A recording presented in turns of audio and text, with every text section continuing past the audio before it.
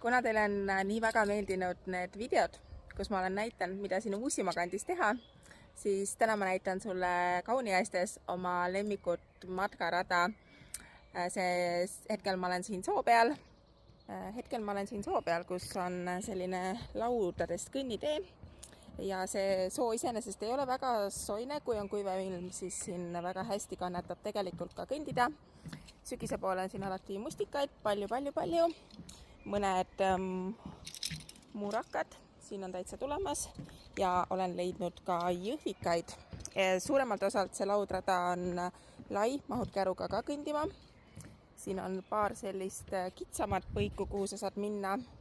Seal vist käruga ei saa kõndida, aga eespool on juba hängimisala ja ega ta väga pikk ei olegi, võib-olla edasi-tagasi risti-põiki läbi käies kilomeeter, aga järve ümbert tuleb ka umbes 2-3 kiltsa, kui kõnnid selle järve ringi ära, seega selline mõnus õhtune kõnniring. Siin on hängimisala, sinna läheb teine rada. Nii, ja ega siin muud ei olegi, üks pink ja jõuame selle laudraja lõppu ja siit vaatab meile vastu kena järveala. Kõnnime siis natukene edasi ja siin on meil selline sild, kus on taas kord lauad ja hängimisala ja selline järv. Seal kaugemal, kes näeb, kes on teravama silmaga, seal on väikene sild ja seal ei ole neid kullerkuppe ja seal saab ujuda, kuigi see vesi on selline, ütleme nii, et ta on pigem minu meelest sellise madala ja sogase põhjaga, aga inimesed ujuvad.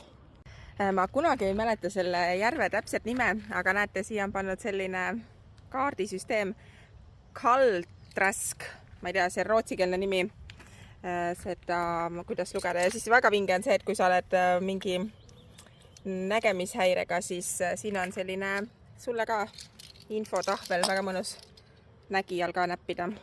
Ja kõnnime natukene edasi ja siin iga suvi elab, ma ei tea, kes näeb sinna kaugemale, oodake, ma zoomin teile. Seal on valged tagumikud püsti, siin iga suvi elab väike luige perekond, siin eespool on parte ka, kes püüavad oma elu parimat kala.